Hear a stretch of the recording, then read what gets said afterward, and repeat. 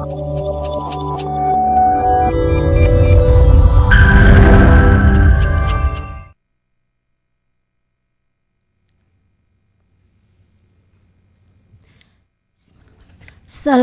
warahmatullahi wabarakatuh. Alhamdulillahirabbil alamin wassalatu wassalamu ala asyrafil anbiya'i wal mursalin wa ala alihi wa sahbihi ajma'in amma ba'du. Rabbana walakal hamdu kama hamdan katsiran thayyiban mubarakan fihi mubarakan alaihi kama yuhibbu rabbuna wa yarda. Assalatu wassalamu ala asyrafil anbiya'i wal mursalin wa ala alihi wa sahbihi ajma'in amma ba'du. Allahumma sholli ala Muhammad wa ala ali Muhammad. Pemirsa yang kami hormati, kami sapa dulu. Sehat walafiat ya pemirsa semuanya yang ada di Sabang sampai Merauke.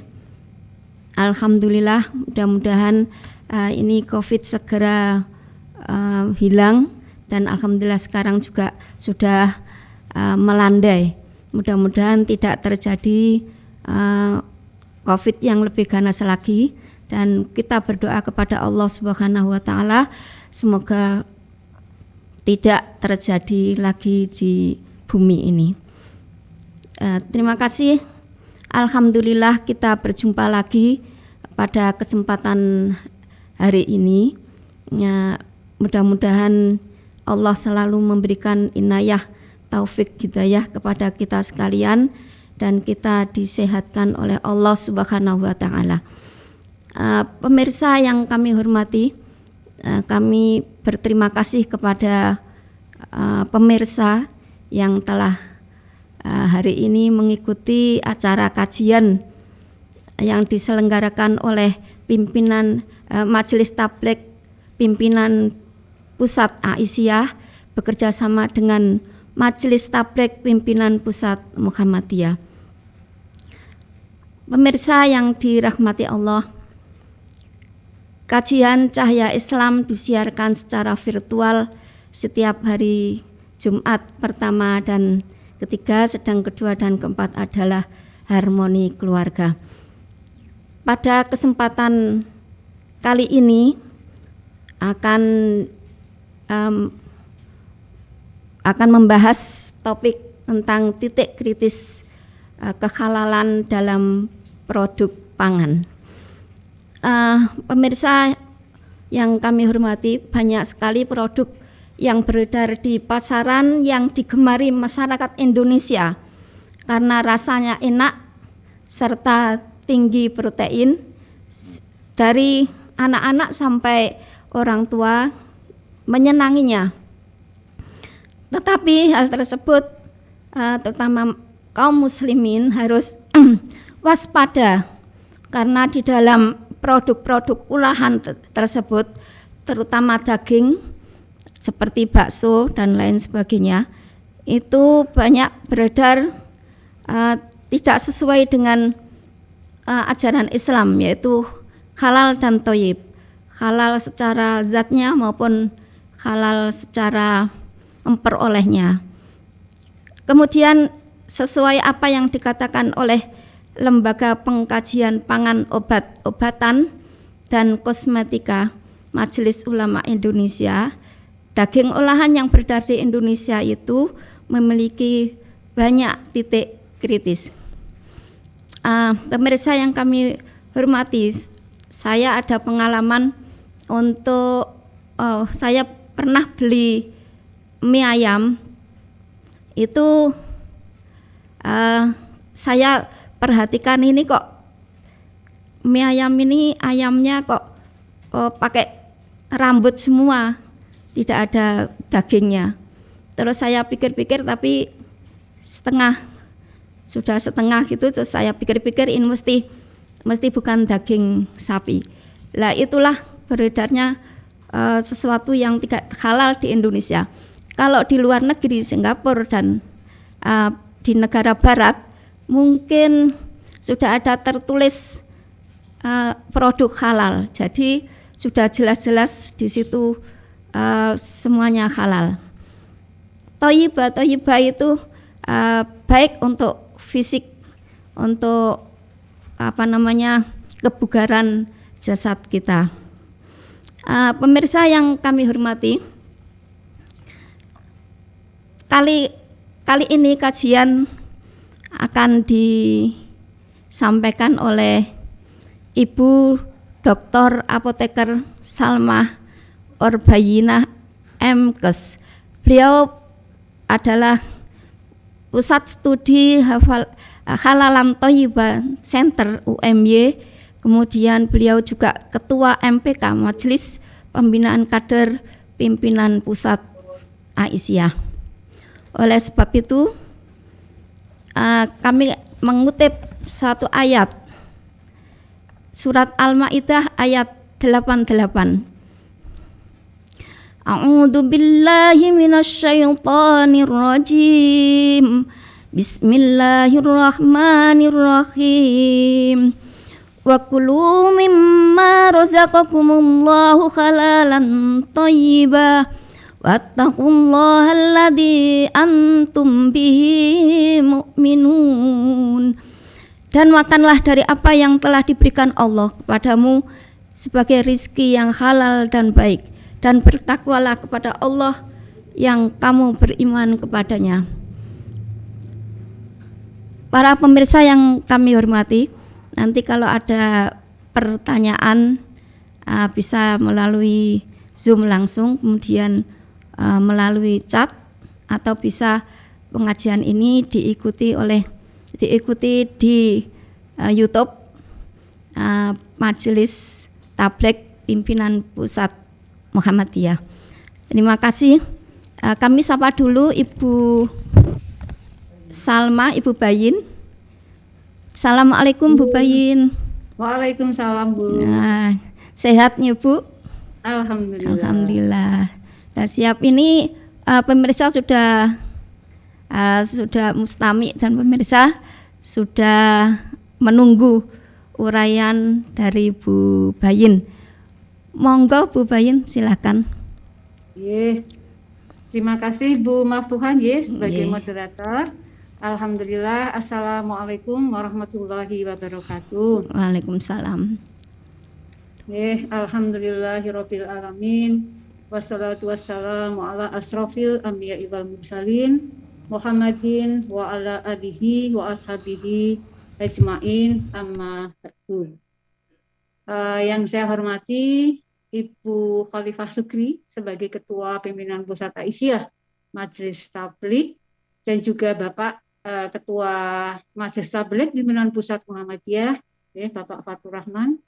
Kemudian juga ada Mas Abdor, Bu Moderator, dan juga Bapak Ibu, rekan-rekan serta semuanya yang bergabung dalam acara Indahnya Cahaya Islam yang rutin diselenggarakan oleh Majelis Tabligh Pimpinan Pusat Aisyah dan Pimpinan Pusat Muhammadiyah. Kemudian salawat dan salam semoga tetap tercurah kepada junjungan kita Nabi Muhammad Sallallahu Alaihi Wasallam, Nabi akhir zaman beserta para pengikutnya yang setia.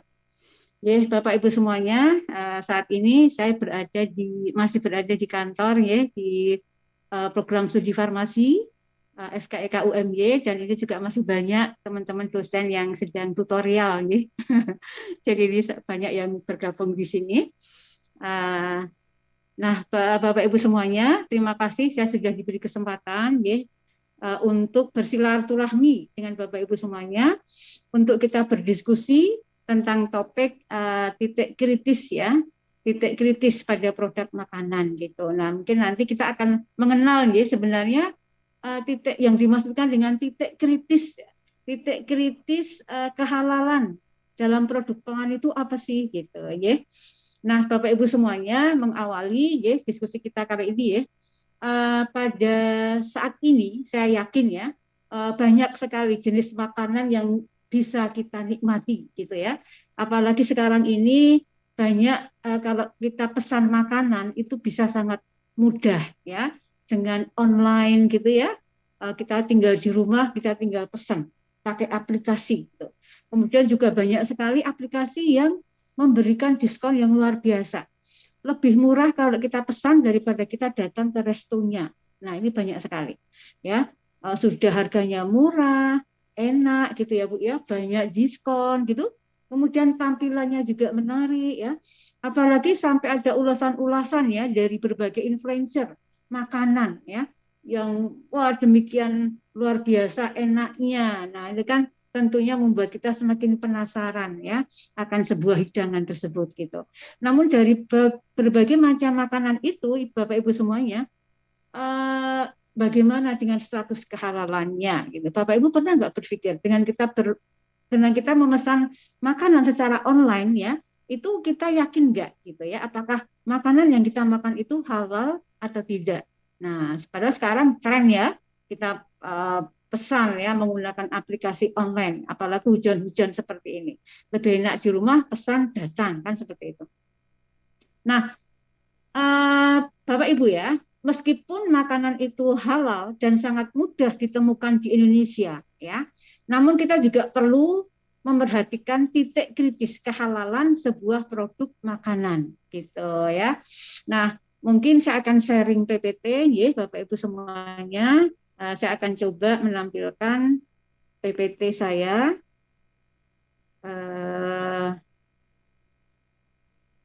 Ya, ini. Seperti ini ya Bapak Ibu. Apakah bisa terlihat ini Mas Auda PPT saya?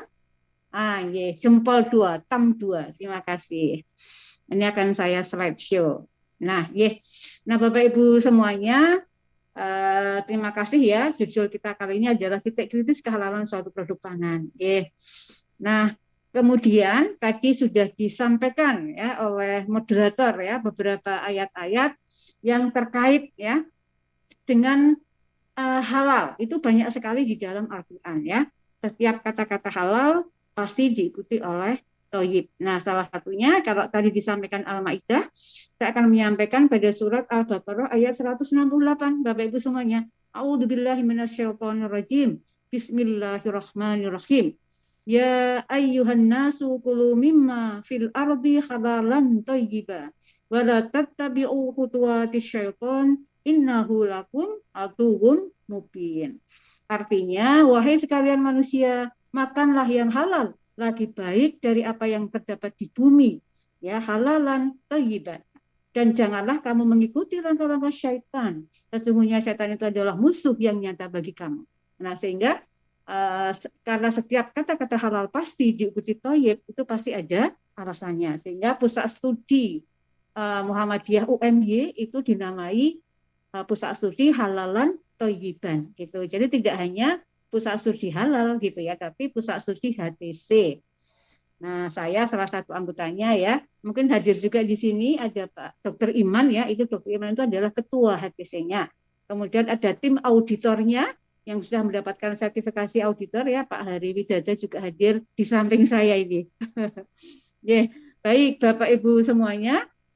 Kemudian kita juga pasti ingat ya, ini ada sabda Rasulullah ya, perkara halal itu sudah jelas dan perkara haram juga sudah jelas ya. Di antara keduanya terdapat perkara subhat yang tidak diketahui banyak orang. Barang siapa yang menjaga diri dari perkara subhat, maka ia telah menyelamatkan kehormatan dan agamanya. Sebaliknya, barang siapa yang terlihat dalam perkara subhat ya, terlibat ia terperosok ke dalam perkara haram seperti penggembala yang menggembalakan ternak di sekitar daerah terlarang ya atau padang rumput milik seseorang. Ia hampir saja masuk ke dalamnya. Nah, ini hadis riwayat Bukhari dan Muslim. Nah, kemudian juga ya dalam sebuah sunnah Nabi Shallallahu Alaihi Wasallam ya ada bertanya seperti ini. Ya Rasulullah, doakanlah aku agar menjadi orang yang dikabulkan doa-doanya oleh Allah, gitu kan? Kemudian apa? Jawab Rasulullah. Nah, jawab Rasulullah seperti ini. Wahai Sa'ad, ya, perbaikilah makananmu, ya, makanlah makanan yang halal. Niscaya engkau akan menjadi orang yang selalu dikabulkan doanya. Dan demi jiwaku yang ada di tangannya, sungguh jika ada seseorang yang memasukkan makanan haram ke dalam perutnya, maka tidak akan diterima amalnya selama 40 hari. Dan seorang hamba yang dagingnya tumbuh dari hasil menipu dan riba, maka neraka lebih layak baginya. Nah, seperti itu ya Bapak Ibu semuanya. Nah, kemudian juga ya sebagian besar Muslim Indonesia termasuk kita itu sepertinya tidak sadar bahwa sebenarnya kita itu adalah dikelilingi oleh banyak sekali produk-produk haram dan subhat. Ya, nah sekarang bagaimana nanti ya kita akan bisa memilih makanan yang halal ya. Disampaikan tadi di hadis Rasulullah ya bahwa uh, Nabi ya ini ya bahwa tidak diterima amalnya 40 hari seorang hamba yang dagingnya tumbuh dari hasil menipu dan riba dan tentunya dari barang haram juga gitu ya dan makan neraka lebih layak baginya. Nah Bapak Ibu semuanya jadi perkara halal, perkara haram dari makanan salah satu saja makanan ini ya itu adalah sangat penting buat kita di mana Indonesia ini adalah sebagian besar adalah masyarakat Muslim. Nah nanti kalau kita akan bicara lebih banyak lagi tidak hanya makanan yang kita bahas ya halal haram itu tidak hanya makanan banyak sekali ada kosmetika ada obat ya ada layanan dalam bentuk jasa kan ya jasa penyembelihan itu juga harus kita perhatikan dan yang lain-lainnya. Nah untuk fokus sekarang ini sepertinya kita lebih diskusi tentang titik kritis kehalalan suatu produk pangan. Nah mungkin suatu saat kita akan diskusi tidak hanya produk pangan ya masih banyak yang akan kita bahas gitu. Nah, Bapak Ibu semuanya, ini adalah apa ya kriteria ya persyaratan suatu pangan ya itu kalau ketentuan dalam agama Islam itu adalah bagaimana kehalalannya, halalan thayyiban. Kalau dari Codex Alimentarius Commission itu adalah aman, safe dan layak ya, suitable for human consumption. Kemudian kalau dari ketentuan Departemen Pertanian yaitu adalah produk pangan asuh, aman, sehat, utuh dan halal. Nah, kalau prinsip keamanan pangan safe from farm to table. Nah, jadi aman ya dari peternakan dari apa ya itu sampai dengan meja itu harus safe. Tapi semua ini penting ya. Tapi nomor satu ketentuan agama Islam adalah halalan thayyiban gitu. Safe, suitable for human consumption, ini safe from farm to table. Tapi kalau tidak halal ya tetap tidak boleh seperti itu. Nah, Bapak Ibu, kenapa sih gitu ya makanan itu harus halal dan baik gitu? Nah, secara biologis gitu makanan yang masuk tubuh akan dicerna, diserap gizinya dan diedarkan ke seluruh tubuh mulai dari ujung rambut sampai ke ujung kaki ya. Nah, tadi jadi akan tumbuh menjadi daging gitu ya.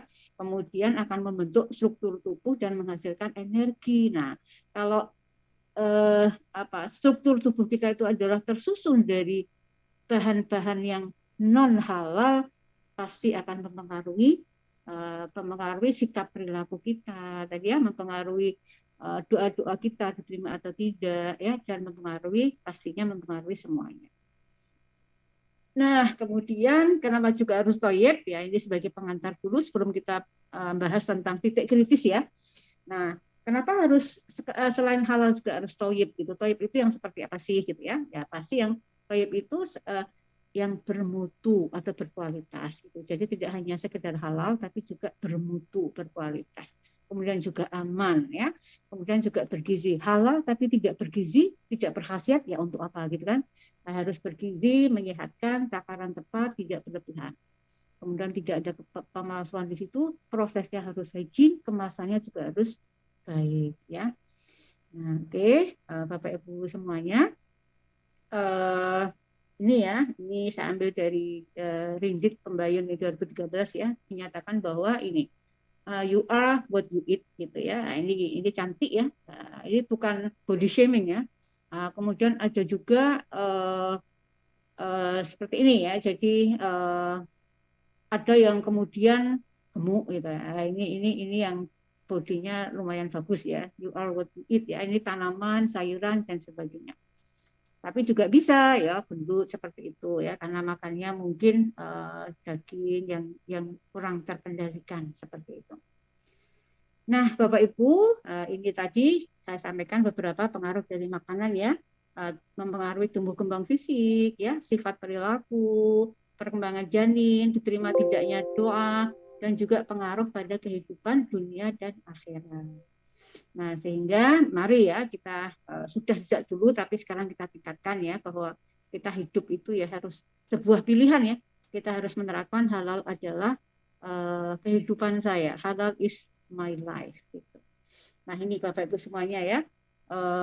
Indonesia itu adalah negara yang mayoritas penduduknya kan muslim ya. Tapi kalau kita melihat di tempat pemotongan hewan ya, itu banyak juga gitu babi-babi yang setiap hari itu pemotongannya juga tinggi gitu ya. Nah, terus kemana saja kira-kira babi itu dibawa gitu kan? Nah, kemana saja ini babi-babi itu ya dari tempat pemotongan hewan itu?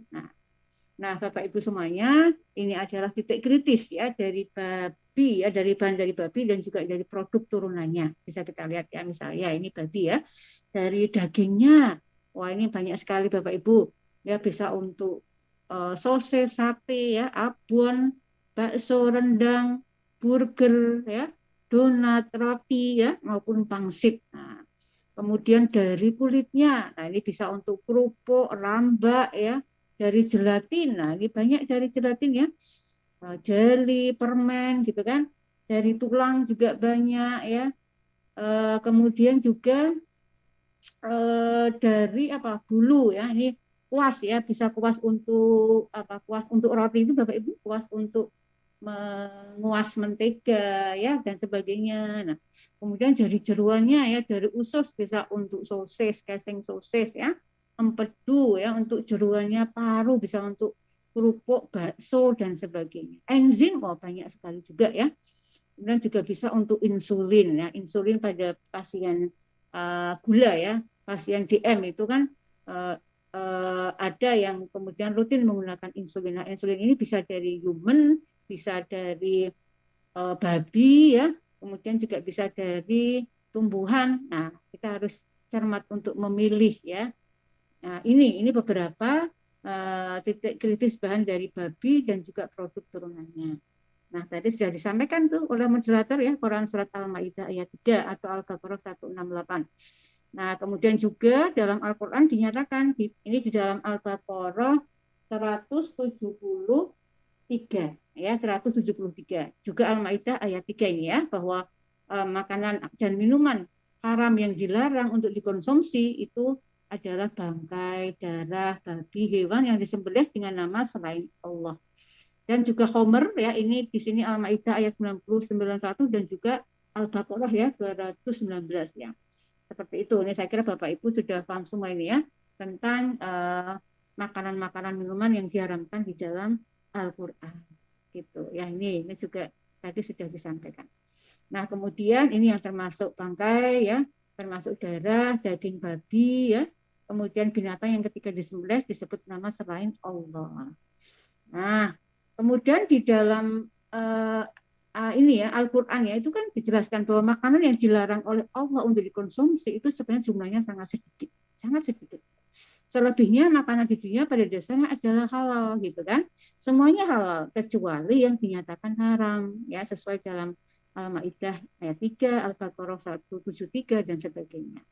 Nah, tapi kemudian kenapa ini merupakan hal yang sangat penting ya?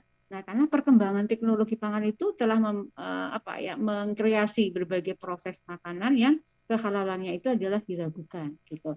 Mungkin kita kalau mengkonsumsi jeruk langsung dari pohon ya, jeruk kita dikupas dimakan itu halal, ya tidak ada titik kritisnya. Namun ketika buah jeruk itu diolah menjadi sirup ya, menjadi yang lain. Nah, ini menjadi subhat karena pengolahan jeruk itu kan membutuhkan bahan-bahan tambahan ya. Nah, itu yang kemudian harus kita cermati. Nah, gitu. Kalau kita memakan sayuran, memakan kobe sawi tanpa ada apa-apa, itu bukan titik kritis. Tapi ketika sayuran itu dikeringkan ya, ada zat tambahan di situ. Nah, zat tambahan ini yang kemudian harus kita cermati. Berasal dari mana itu? Ya, pelarutnya, pengawetnya, dan sebagainya. Kemudian ketika makanan itu ditambah vitamin ya, vitamin B1, vitamin C dan sebagainya. Nah, itu penambahannya itu dari mana vitamin itu berasal. Nah, itu juga akan menjadi titik kritis seperti itu. Nah, ini ya kaidah fikih makanan tadi sudah saya sampaikan ya. Nah, kemudian sekarang kita masuk Bapak Ibu semuanya, kita akan mengenal tentang titik kritis gitu. Sebenarnya apa sih definisi istilah dari titik kritis itu gitu. Nah, titik kritis halal itu adalah suatu tahapan produksi di mana ada kemungkinan suatu produk menjadi haram. Nah, ini ya, tahapan produksi di mana ada kemungkinan suatu produk itu menjadi haram walaupun raw materialnya itu semuanya halal. Tapi tahapan produksi itulah yang membuat kemudian menjadi haram. Nah, ini tadi ya yang dikatakan produk halal sudah jelas ya dalam Al-Qur'an tadi bahwa makanan, minuman, obat, kosmetik ya yang tersusun dari unsur yang halal dan telah melalui proses produksi produk halal yang telah dinyatakan halal sesuai dengan syariah. Nah, kemudian MUI ya itu mengatakan ya Undang-Undang JPH Jaminan Produk Halal tahun 2014 ya yang dikatakan halal itu ya halal zatnya gitu kan, halal dalam memprosesnya, halal penyimpanannya, kemudian halal penyajiannya, dan juga ini tambahan ini halal cara memperolehnya. Kalau MUI mengatakan Undang-Undang JPH itu 2014 1 sampai 4 saja. Halal zatnya, halal dalam proses, halal penyimpanan, halal penyajian. Nah, ini kemudian kita tambahkan pastinya adalah halal cara memperolehnya. Nah, kok bisa ya? Gitu. Penyimpanan kok juga harus halal tuh gimana maksudnya? Atau penyajiannya juga halal tuh yang seperti apa kan gitu. Kalau halal zatnya pasti Bapak Ibu sudah paham karena zatnya itu kan tadi ya apakah dari babi ya apakah dari binatang pokoknya dari binatang yang dilarang seperti disebutkan dalam Al-Qur'an tadi darah bangkai hewan yang disembelih tidak dengan membaca basmalah gitu ya zatnya halal dalam prosesnya. Nah ini juga sangat penting prosesnya tadi kalau halal dalam proses ya salah satunya penyembelihan ya kalau kita makan daging ayam daging sapi daging kambing bagaimana proses penyembelihannya itu salah satu. Kemudian dalam proses memasaknya resep apa yang kita gunakan ya dan sebagainya gitu ya. Nah ini jadi ini yang jelas termuat dalam undang-undang ya 1 sampai 4 yang nomor 5 pasti akan kita tambah halal cara memperolehnya. Nah Bapak Ibu semuanya ini ada 5 ya ada 5 identifikasi titik kritis gitu ya. Yang pertama adalah bahan nabati. Di manakah gitu ya titik kritis bahan nabati itu? Kemudian titik kritis dalam pengolahan seperti apa? Titik kritis dalam distribusi itu adalah seperti apa? Kemudian titik kritis dalam pemajangan atau display. Ini juga ternyata penting ya. Itu seperti apa dan dalam hal penyimpanan. Nah, ini bisa kita renungkan ya Bapak Ibu tentang identifikasi titik kritis bahan nabati. Misalnya ada bahan nabati ya sayur-sayuran lah ya biasa kita belanja ya ibu-ibu belanja di pasar begitu. Nah kemudian apakah diolah gitu kan? Kalau tidak ini non titik kritis gitu. Tapi kalau kemudian ada pengolahan, oh ya berarti ada ini ya titik kritisnya. Kemudian apakah ada perkembangbiakan mikrobial gitu? Kalau tidak ya dan tidak misalnya. Kalau tidak adakah bahan tambahan? Kalau iya berarti titik kritis gitu. Bahan tambahannya apa gitu kan? Kalau tidak ya berarti non titik kritis. Nah, kalau kultivasi mikrobial oh iya gitu. Apakah ada fermentasi homer gitu? Kalau tidak kemudian kalau iya haram. Tapi kalau tidak karena ada kultivasi mikrobial tadi tetap merupakan titik kritis gitu. Nah, kira-kira seperti itu. Nah, kemudian Bapak Ibu semuanya ya ini alur identifikasi tadi ya sudah saya jelaskan gitu. Nah sekarang kalau dari zatnya saya kira sudah jelas ya titik kritis zatnya tadi paling enggak kita sudah paham lah dari apa bahan itu diproduksi. Kemudian kalau dari titik kritis dari pengolahannya gimana? Nah ini bisa kita lihat Bapak Ibu semuanya. Bila semua produk itu adalah tersertifikasi halal, ya, maka misalnya tidak ada peluang terkontaminasi najis. Oh, berarti itu adalah non titik kritis. Itu produksi ya Bapak Ibu. Tapi kalau misalnya dalam produksinya itu adalah ada peluang terkontaminasi bahan haram, Nah, berarti itu merupakan titik kritis gitu. Nah, kemudian bila ada produk yang tidak disertifikasi halal misalnya ya. Nah, tidak misalnya sejenis dengan merek sama tidak disertifikasi halal ya tidak dapat disertifikasi. Tapi kalau tidak sejenis atau merek berbeda, bila mengandung bahan dari babi ya jelas tidak dapat disertifikasi gitu. Nah, kemudian bila lini produksi, penyimpanan, bahan dan produk tidak terpisah dengan yang disertifikasi, maka ini adalah titik kritis. Nah, seperti itu Bapak Ibu semuanya. Kemudian bagaimana titik kritis distribusi? Oh, ternyata juga ada ya. Nah, untuk semua produk bersertifikasi halal, nah ini tidak merupakan titik kritis. Tapi kalau produk itu bersertifikasi halal, ya, atau tidak bersertifikasi halal, maka distribusinya harus terpisah, gitu ya, harus terpisah dan berbeda alat distribusinya. Kemudian produk non sertifikasi halal ya tidak boleh mengandung babi dan hasil sampingnya. Produk non SH bila tanpa kemasan merupakan titik kritis ya. Tapi kalau produk non SH dengan kemasan ya tidak boleh terjadi kontaminasi silang gitu. Nah, kemudian display. Nah, display ini juga ada titik kritisnya Bapak Ibu semuanya ya. Bila semua produk yang dipajang itu adalah punya sertifikasi halal, ya oke, bukan titik kritis gitu. Tapi bila pemajangan bersama produk tidak bersertifikasi halal ya, kalau pemajangan itu terpisah gitu ya, displaynya adalah terpisah, nah oke, tidak apa-apa. Tapi kalau tidak terpisah, misalnya ada produk yang mengandung babi, wah ya tidak boleh ya, itu adalah titik kritis. Kemudian kalau tidak mengandung babi dan ada kemasannya gitu ya, di dalam kemasan ya ada, apalagi di dalam kemasan ada kata-kata halalnya ya. Nah, oke. Kemudian tidak mengandung babi dan tanpa kemasan ini adalah merupakan titik kritis. Nah, kemudian penyimpanannya. Bila semua produk yang disimpan punya sertifikasi halal, nah itu adalah oke ya, tidak bukan titik kritis. Tapi kalau penyimpanan itu adalah bersama produk tidak bersertifikasi halal ya, maka penyimpanannya harus terpisah nyata. Gitu. Kemudian penyimpanannya tidak terpisah. Kalau ada produk mengandung babi ya tidak boleh gitu. Tidak mengandung babi dan ada kemasan, oke. Tidak mengandung babi dan tanpa kemasan, ya ini merupakan titik kritis juga. Nah, jadi itu sedikit ya Bapak Ibu semuanya tentang bagaimana gitu ya kita memahami titik kritis dan memang harus hati-hati semuanya. Nah, ini contoh ya Bapak Ibu prosedur penetapan status bahan untuk matriks bahan. Misalnya, apakah bahan merupakan produk impor? Jika tidak, apakah memiliki sertifikat halal MUI dan masih berlaku? Ya, berarti aman ya. Kalau tidak, apakah ada kemungkinan mengandung bahan yang diragukan gitu? Biasanya bahan hewani atau produk Homer misalnya.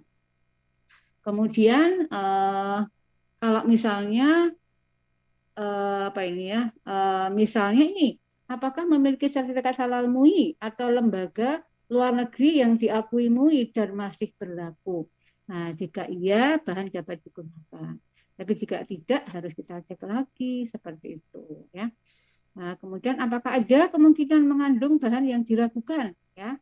Nah, kemudian kalau tidak ya dikaji dan seterusnya ya, seperti itu. Nah, kemudian ini contoh Bapak Ibu semuanya ya, produk-produk olahan nabati ya, yang apa ya, contoh yang sehari-hari ya banyak kita temui ya, misalnya ada dried produk ya, ini nabati yang dikeringkan ya, tepung terigu setiap pasti Bapak Ibu, ibu-ibu terutama ya di rumah yang goreng bakwan, menggoreng tempe ya, mendoan, bikin kekri, bikin roti pasti pakai tepung terigu. Kemudian ada lagi minyak nabati ya, itu juga sering kita pakai, margarin atau jam ya, manisan, sari buah ataupun buah-buahan kalengan. Nah, ini banyak sekali produk-produk olahan nabati yang harus kita perhatikan. Nah, ini contohnya adalah dried product ya, sayuran, buah-buahan dan sebagainya ya. Nah, ini merupakan bahan. yang dengan atau tanpa dikecilkan ukurannya dan dikeringkan, misalnya ya. Nah, dapat ditambahkan bahan pengisi seperti maltodextrin atau laktosa dan dapat pula dilapisi minyak nabati. Nah, titik kritisnya di mana Bapak Ibu? Bahan-bahan seperti ini. Nah, titik kritisnya misalnya maltodextrin ya, ini golongan karbohidrat ya. Ini bisa dibuat menggunakan enzim. Nah, sumber enzimnya itu apa? Berasal dari hewan apa? Nah, ini kemudian laktosa ya. Laktosa ini juga gula susu ini ya. Perlu dicek bahan penggumpal pada pemisahan whey-nya. Bisa dari hewan ya. Dan bila menggunakan hewan halal, cek cara penyembelihannya. Nah, ini ya Bapak Ibu semuanya ya. Jadi banyak sekali yang harus kita perhatikan seperti itu. Kemudian tepung terigu misalnya, di manakah titik kritis keharaman tepung terigu? Nah, ini dari kemungkinan ya bisa tepung terigu itu bisa dilapisi gelatin. Nah, gelatin itu sumbernya apa gitu. Kemudian bila diproduksi secara fermentasi harus dicek pula media produksinya itu apa. Kemudian atau cabai rempah-rempah dan lain-lain ya, itu ada harus diketahui sumber kedua bahan tersebut ya dapat terbuat dari lemak hewani apa gitu. Kemudian ini emulsifier nabati ya juga seperti itu, harus dicermati adanya bahan tambahan untuk memperbaiki sifat fungsionalnya, misalnya enzim fosfolipase dan sebagainya. Nah, ini hydrolyzed vegetable protein, Bapak Ibu semuanya, produk yang dihasilkan dari hidrolisis bahan nabati berprotein tinggi. Nah, itu enzimnya dari mana? Karena hampir semuanya hampir banyak ya yang kemudian menggunakan enzim gitu. Kemudian minyak nabati ya, ini juga ya. Minyak nabati itu walaupun namanya vegetable oil ya, tapi kadang juga ditambah minyak hewani sampai dengan 10%. Nah, minyak hewani yang ditambahkan itu dari mana? Kemudian ada lagi margarin Bapak Ibu ya. Ini bisa ditambahkan pengemulsinya itu apa ya. Kemudian vitaminnya, pewarnanya dan sebagainya. Nah, ini selai ya atau jam gitu biasanya dibuat dari buah-buahan segar. Kalau buah itu langsung kita makan tidak ada titik kritisnya. Nah, kemudian kalau kemudian diolah ya. Nah, ini misalnya bagaimana proses pemurniannya gitu. Bagaimana penggunaan pewarna makanannya, sumbernya, dan sebagainya. Nah, manisan, buah-buahan juga seperti itu, Bapak Ibu semuanya ya. Terbuat dari buah segar, gula ya, dapat ditambah dengan asam sitrat ya, pewarna dan juga flavor. Nah, gula tadi bagaimana titik kritis pada gula. Pewarna juga seperti itu. Nah, ini contoh ya Bapak Ibu semuanya. Kemudian juga ada sari buah atau konsentrat. Nah, ini juga titik kritisnya itu di gula, flavor, pewarna, vitamin C ya. Kemudian enzim pektinase dan sebagainya. Nah, ini sumbernya itu adalah dari mana. Nah, saya kira itu tadi saya sudah dipesan ya. Mungkin bisa untuk diskusi. Nah, ini sudah 16.40 ya. Oke, saya teruskan sedikit ya. Ini juga buah-buah kalengan ya. Titik kritisnya ada di gula, asam, sitrat, dan flavor. Kemudian saus ya. Nah, ini juga ada titik kritisnya, MSG-nya, media fermentasinya harus tidak berasal dari bahan haram dan najis dan sebagainya. Ya, terima kasih Bapak Ibu semuanya. Saya kira itu kita mengenal dulu ya, mengenal tentang titik kritis ya, walaupun sebenarnya banyak ya titik kritis roti itu ada di mana, produksi roti, produsen roti dan sebagainya.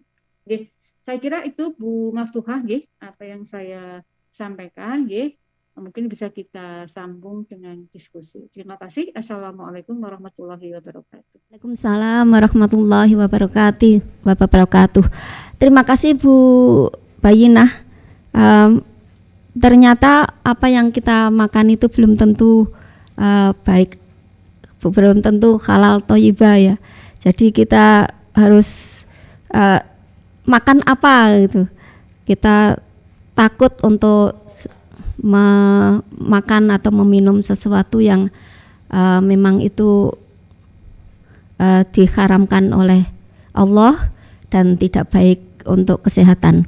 Terima kasih, ini banyak sekali antusias dari pemirsa, baik sekali karena dibuktikan dengan pertanyaan-pertanyaan yang banyak, dan kali ini tidak hanya dari Aisyah mungkin yang mengikuti, dari Muhammadiyah juga banyak, mungkin dari PDM Malang, kemudian Pak Dokter dari UMY dan lain sebagainya, banyak sekali para Muhammadiyah, para bapak-bapak Muhammadiyah untuk mengikuti dan sangat antusias. Baiklah Bu Bayin, ini akan kami bacakan pertanyaan dari Bu Sulihati. Bu Sulihati ini bertanya, bagaimana caranya memilih halal haram di sebuah produk yang beredar, karena label halal ternyata juga bisa disalahgunakan. Satu-satu saja mungkin bisa dijawab oleh Bu Bayin, monggo. Jadi bagaimana kita memilih produk halal di pasaran gitu ya? Nggih. Ya, pertama pastikan bahwa produk kemasan yang kita beli itu ada label halalnya dari MUI. Nah, kita harus percaya Bu, ya. Kalau sudah ada label halal dari MUI, insya Allah, karena proses mendapatkan sertifikasi halal itu kan tidak gampang Bu.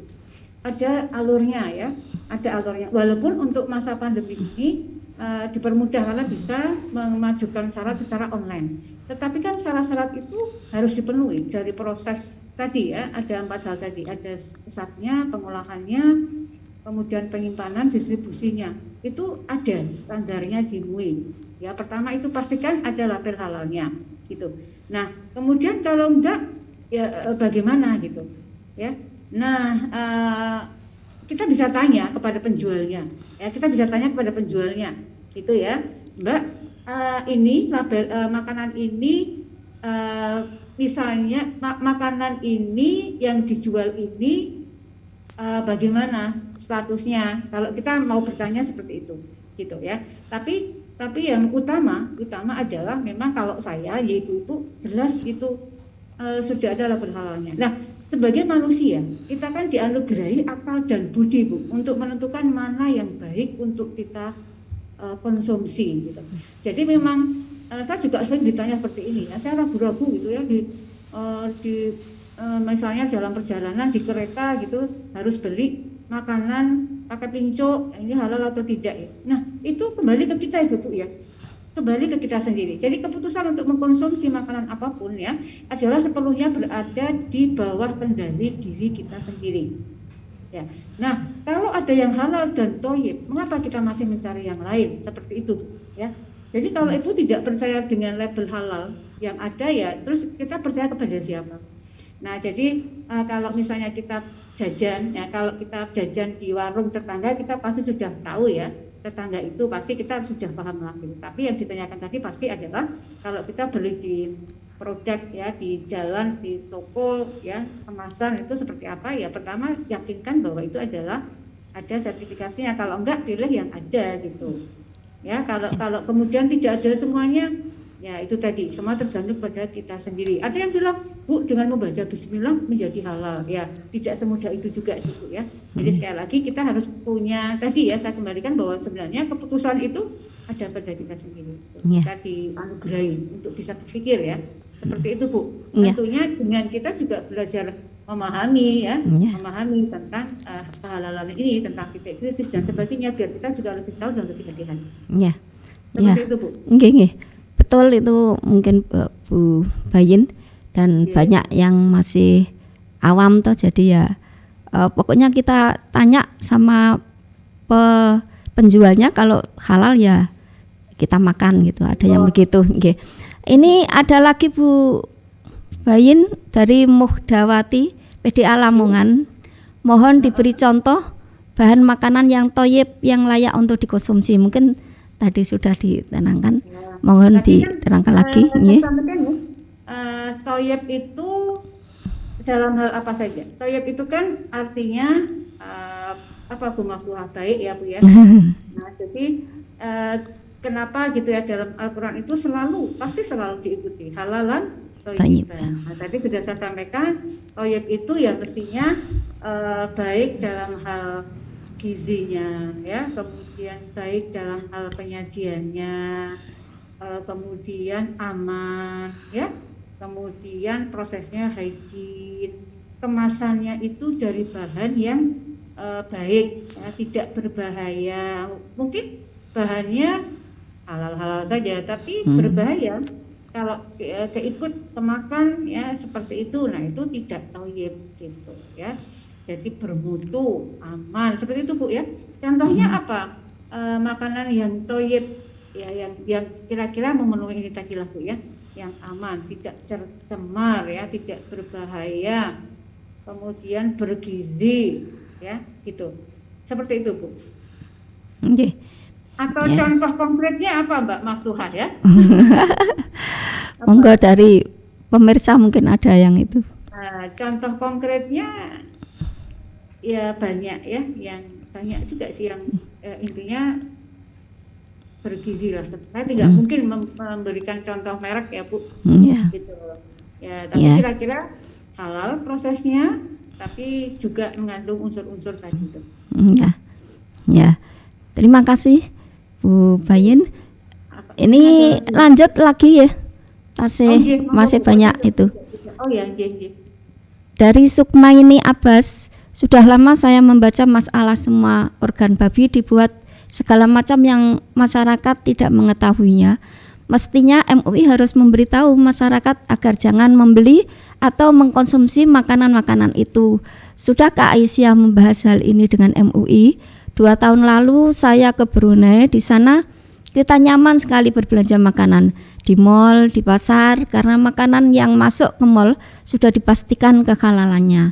Bisakah Indonesia seperti Brunei? Monggo.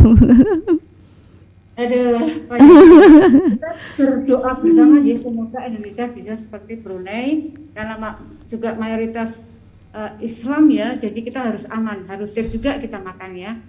Nah, pertanyaannya adalah sudahkah Aisyah berbuat seperti itu? Ya, Bapak, ya, jadi Muhammadiyah itu sekarang juga dalam proses membentuk LPH KHT, Lembaga Pemeriksa Halal Kajian Halalan Thayyiban, LPH KHT Muhammadiyah.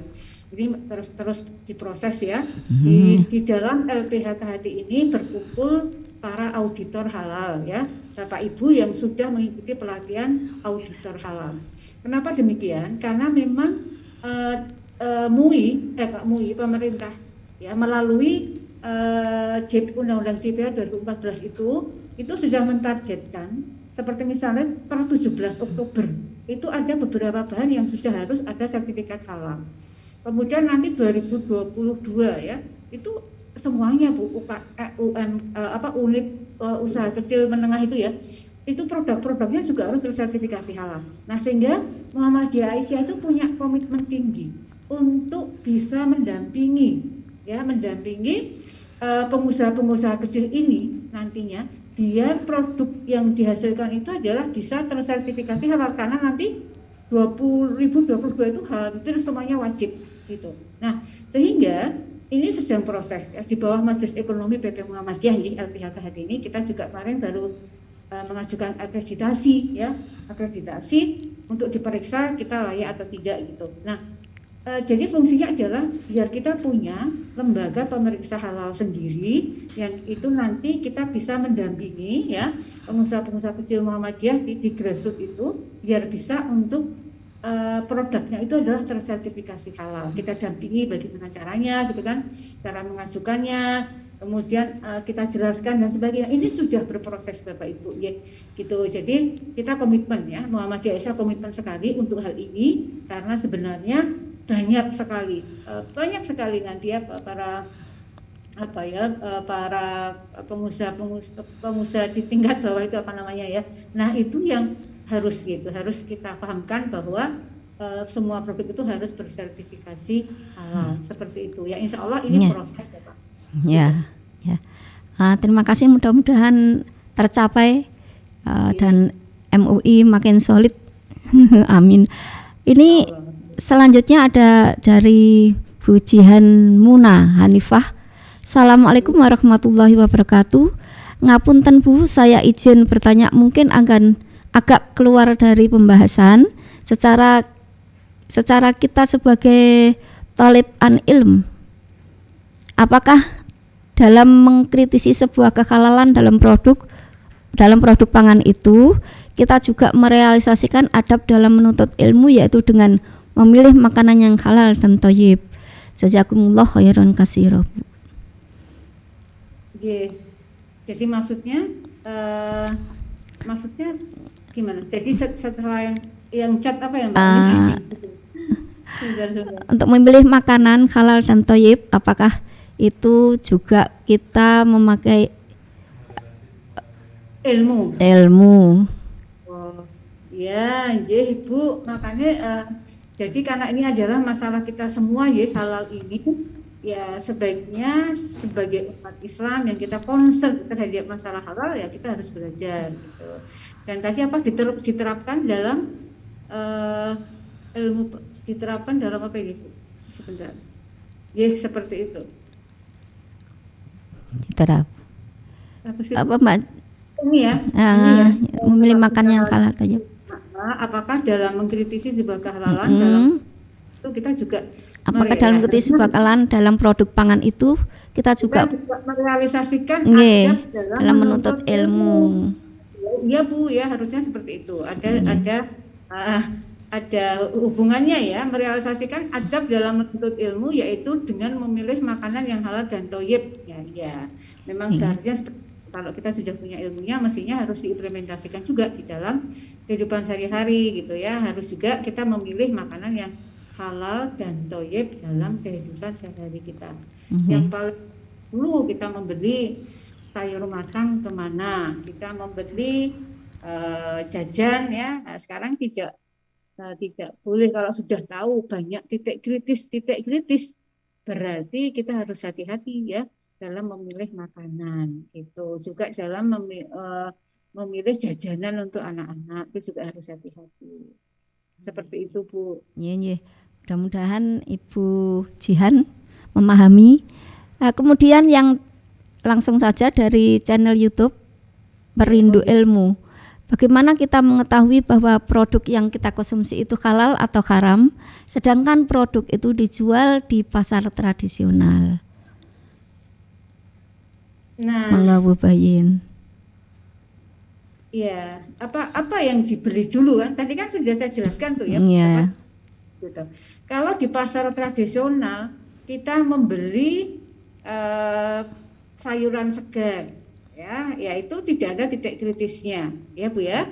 Kita membeli sayur segar, buah segar, apalagi ya itu tidak ada titik kritisnya. Namun kalau kita membeli makanan yang jadi, nah ya harus hati-hati.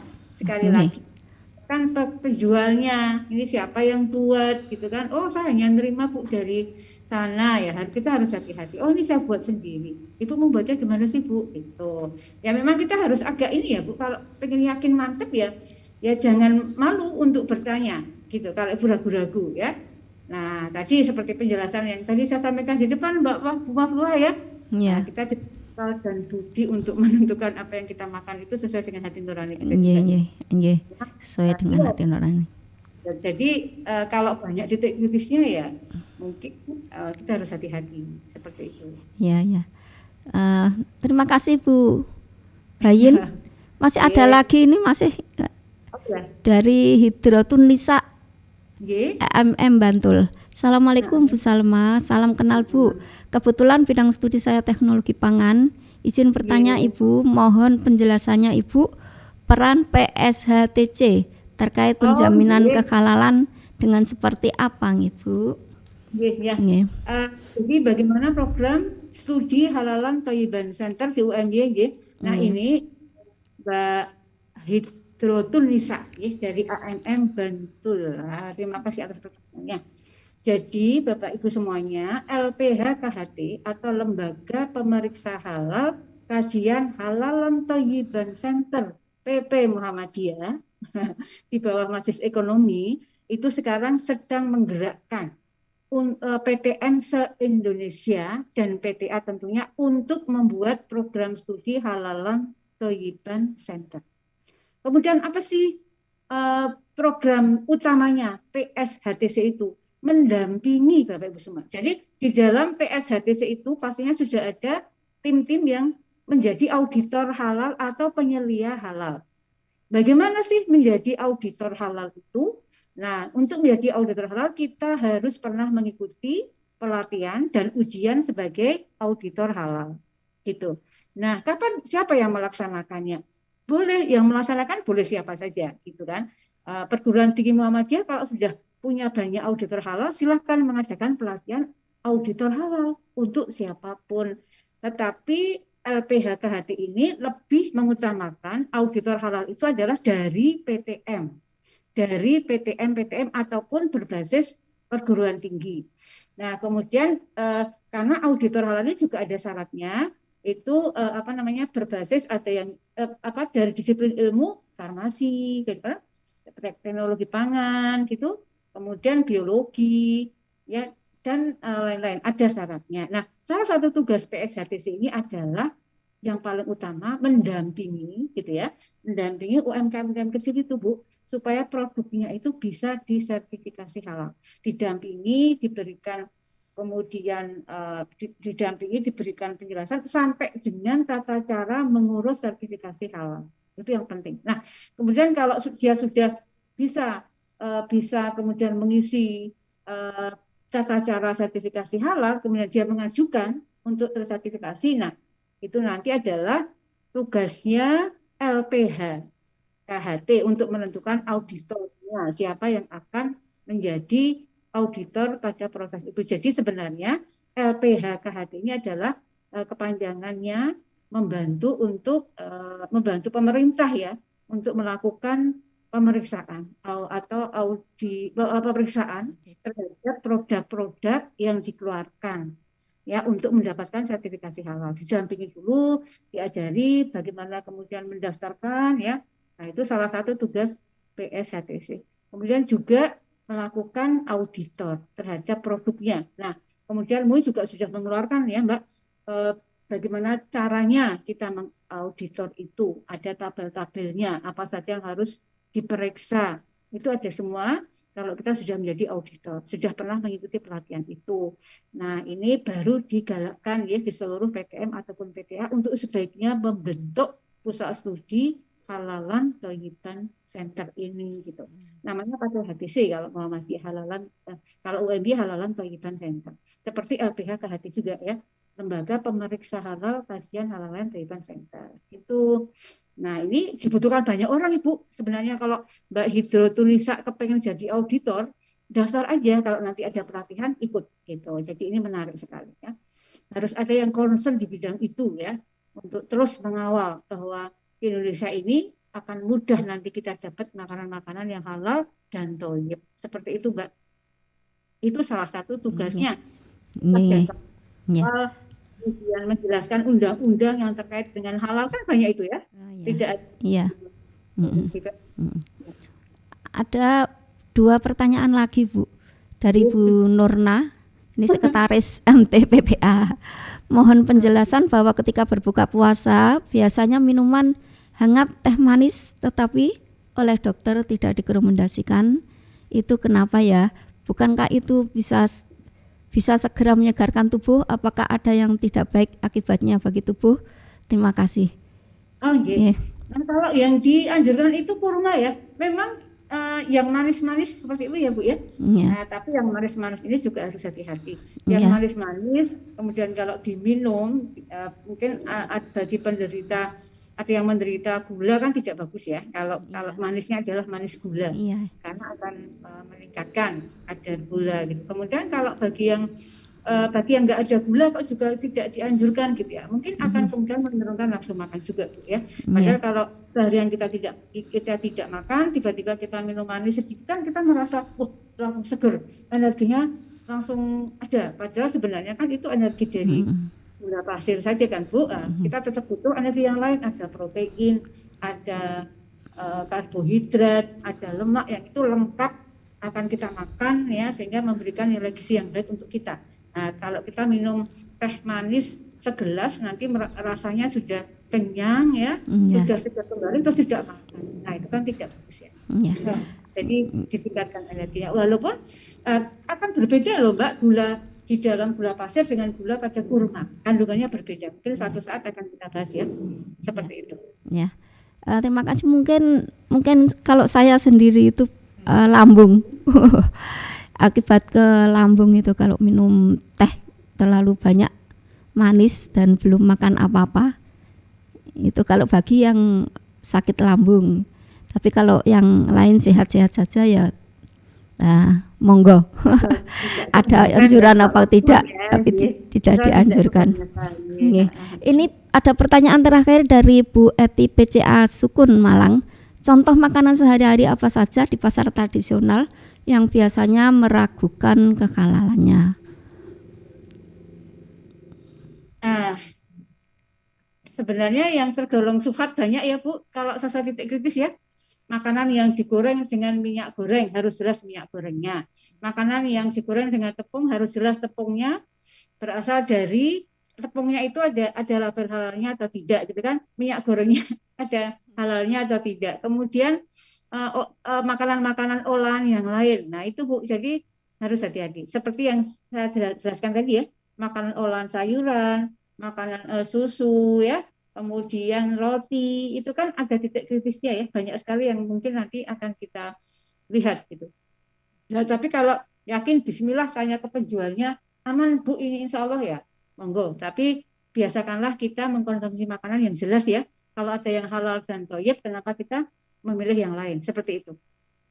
Ya Mbak ya. Terima kasih Bu Bayin. Yang penting kita waspada dengan makanan-makanan. Kemudian kita berusaha untuk yang halalan thayyibah.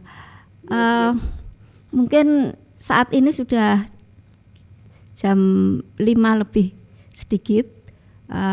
Cukuplah untuk pertemuan pada saat ini. Mudah-mudahan kita sehat walafiat dan bisa mengikuti kembali setiap Jumat yang diselenggarakan, pengajian yang diselenggarakan oleh Majelis Tabligh Pimpinan Pusat Aisyah bekerja sama dengan Majelis Tabligh Pimpinan Pusat Muhammadiyah. Terima kasih ibu-ibu dan bapak-bapak, dan terima kasih kami sampaikan kembali, dan jangan lupa besok masih banyak lagi, insya Allah kita bertemu dalam kajian-kajian yang lain. Kali ini mari kita tutup pengajian pada sore hari ini dengan doa kafaratul majlis. Subhanakallahumma wa bihamdika asyhadu alla ilaha illa anta astaghfiruka wa atubu ilaik. Apabila saya ada kesalahan, kami mohon maaf yang sebesar-besarnya. Kami mohonkan setelah ini kami mohonkan kepada Ibu Khalifah ya. Mari kita membaca alhamdulillahirabbil alamin. Alhamdulillahirabbil alamin.